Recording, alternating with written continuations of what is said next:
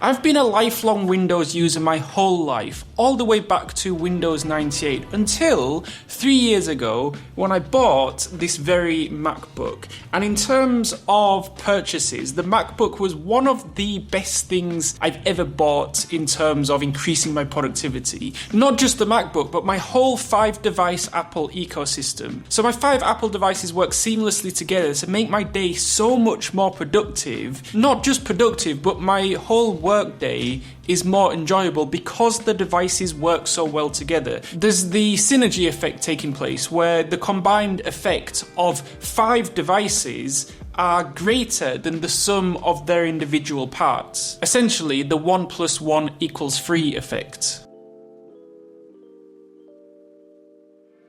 My MacBook is the workhorse in the whole 5-device Apple ecosystem. It's what I use a good 8 hours a day, and it just works. I used to have a Dell XPS 13 about 3 years ago, and then I switched over to this Apple MacBook M1, and it's about 3, coming on 4 years now, and it looks like new. Genuinely one of the best things that I've ever bought. The MacBook just kind of fits so nicely into the ecosystem, and it works so well with my other devices as well. Like when I copy some text on this laptop, I can then paste it over on my iPhone, or using AirDrop, I can send files within seconds over to my iPhone, because I do that a lot. I film a lot on my iPhone, and then when I want to get it to my laptop, it literally takes seconds, and this is something that is a lot slower in the Android and Windows ecosystem. Other things, the battery life is great, the display is amazing, the speakers are ridiculously loud to the point where I have this $300 B&O A1 portable speaker, but I rarely use it anymore because the laptop speakers are so good. The keyboard is amazing. It's kind of hard to explain, but everything just works as it should. It was relatively expensive. I do saying that have the base model because 98% of my work is within a Chrome browser,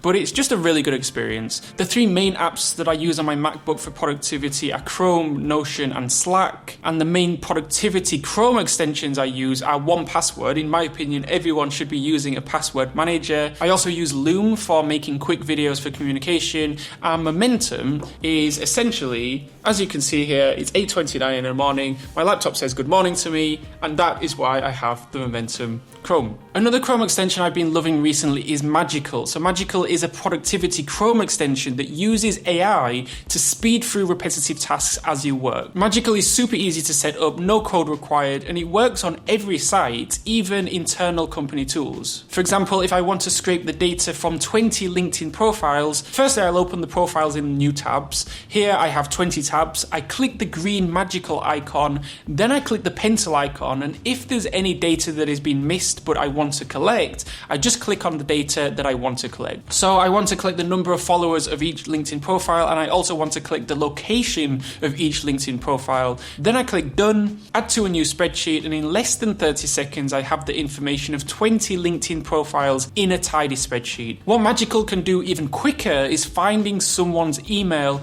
using just their LinkedIn profile. So I'll use my own LinkedIn profile as an example. I just go to the profile, click the Magical icon, click the pencil, press find, and within seconds Magical finds the email. Another feature is that I can auto reply to prospects on LinkedIn using my own custom templates, so I can reach out to dozens of people in minutes. I can also auto reply to emails in seconds by clicking on Magical's yes, no custom options. So if you want to automate repetitive work tasks to free up some time, you can download the Magical extension for free by going to getmagical.com or clicking on the link in the description below.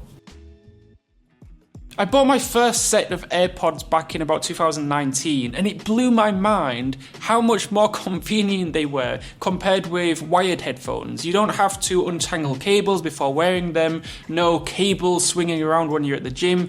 They're so small, and these AirPods Pros are incredible for productivity too. When you think of AirPods, generally, people don't think of them as productivity devices, right? But I would absolutely argue that they are. The active noise noise cancellation in these AirPods Pros is incredible, and that's important because I work at coffee shops every single day pretty much, and this happens often, at least once a day, where the music is too loud, or there are kids running around yelling and screaming, or maybe there's a baby crying, and the active noise cancellation drowns them out, meaning I can actually focus on whatever work that I'm doing. I don't even have to have music playing in the AirPods. Often I just have them in my ears just for the ANC. And a lot of my productivity during the day is focused on 2 4-hour deep work sessions. So one starts in the morning about 8 a.m. until 12 p.m. and another deep work session in the afternoon about 1 p.m. to 5 p.m. And the AirPods just help me stay in that kind of state of flow for longer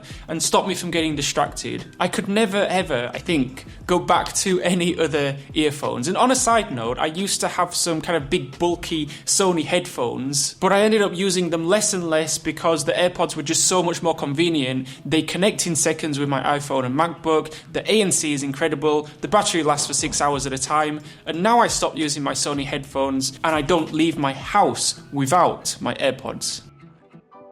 My iPhone is just essentially a glorified task list and calendar. Those are the most used apps on my phone for productivity. I use Google Calendar and I use Todoist. I use Google Calendar for my calendar and I use Todoist for my task list. I've got my task list on my home screen so I see it as soon as I unlock my phone, and then I swipe right and I've got my Google Calendar there so I can see everything that I've got going on that day. I still have the iPhone 13 Pro because I just haven't felt the need to upgrade it yet, because the iPhone 14 Pro and the 15 Pro were so kind of incrementally better that it just wasn't worth it. But I will almost definitely get the iPhone 16 Pro. My only wish with the iPhone 13 Pro, I just wish it was a tiny bit smaller. Unfortunately, they stopped making the iPhone mini, so that's not going to happen. But in terms of productivity, I really don't do much, if any, work on my phone. I have 90% of notifications turned off, and even then, much of the day, my phone is on Do Not Disturb mode.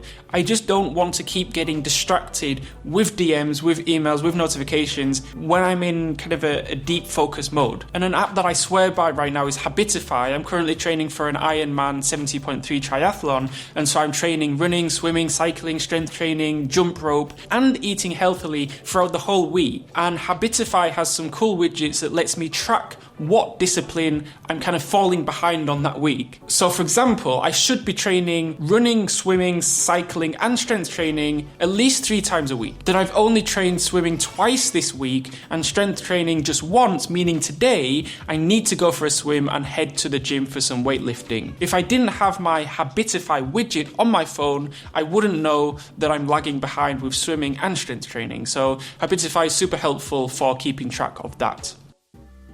My newest device, bought just a few months ago, right here, is my Apple Watch. So I was hesitant because I didn't want something attached to my wrist that was giving me constant notifications each day. So I've turned notifications off, and it's not really that helpful for productivity, honestly, but it is incredible for fitness. And because I'm training for an Ironman triathlon, it's helpful to just kind of keep track of my metrics, like calories I'm burning, my heart rate when I'm running, and even how many hours of sleep I'm getting a night. So I have an eSIM also for it, so I can go running and leave my big bulky iPhone at home. And the Fitness Plus workouts are pretty cool too. I do a Fitness Plus workout at least 2-3 times a week. I didn't think that I would enjoy using the Apple Watch as much as I do. I did replace actually the strap with Apple's braided Solo Loop, which was expensive. I think it was $100, but easily the most comfortable watch I've ever worn. I like minimalism. I don't like wearing unnecessary things. I thought that the watch would annoy me, but I literally wear it all the time, and I've gotten so used to it. I even sleep in it. The only time I take it off is either to wash it after swimming or running, or when I go for a shower, and then I'll charge it for 20-30 minutes.